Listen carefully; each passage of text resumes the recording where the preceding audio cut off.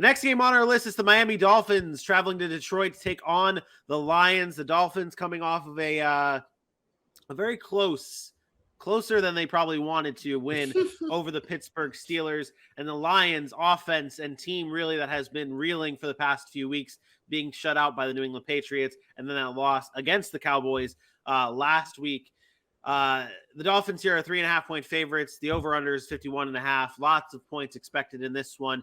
AJ, what are we expecting to see from this Lions offense who's been banged up?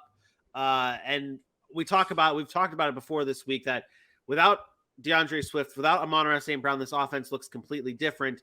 What are we expecting this week from them? Well, luckily, they should have both those guys back. DeAndre Swift has been practicing all week. From what I recall, Amon-Ra St. Brown did not have a concussion, but thanks to the quarterback on the other side of this game, now if you blink after you get hit, you have to be taken out of the game for the whole time. So luckily, I think they should have both of those guys back, and hopefully that'll allow Jared Goff to actually play some football. He has not been good over the last couple of weeks. Maybe, sure, pour out some yards, but turning the ball over, not getting into the end zone, that's not going to work. So with the bevy of your offensive weapons and Amon-Ra, DeAndre Swift, finding the ball to TJ Hawkinson, they have an opportunity to put some points back on this board. But the question is the same with the Lions. It's not about their offense, unfortunately. It's like, what is their defense going to be able to do? And this time it's against a team that has better offensive weapons, and they're not going to be able to stop them. So as far as the Lions offense, just get back on track. Let DeAndre do what he does best. Let Jamal Williams take it around the goal line, get him on around the ball back to his 8 reception self, and see if he can put some points up on a defense that is up and down. But when they're really good, they're really good. When they're not as good, they can be had. So put some points on the board to be happy.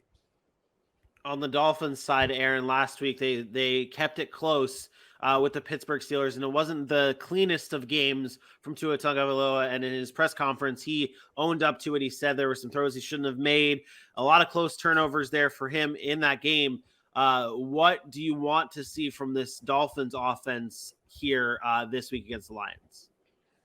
The same stuff I've been seeing all year. We got to realize Tua didn't play for almost a month before coming back on the field, and we expect him just to come back and be the same player. No, it was very much similar to the Dak Prescott conversation. He didn't got to come in, get your feet wet. I saw some good throws early in that game, and then, he was trying to force some stuff a little bit late and probably should have had some interceptions that didn't get caught. But I have no concerns about what Tua and the Miami Dolphins are doing. Tua's third in the league in QBR.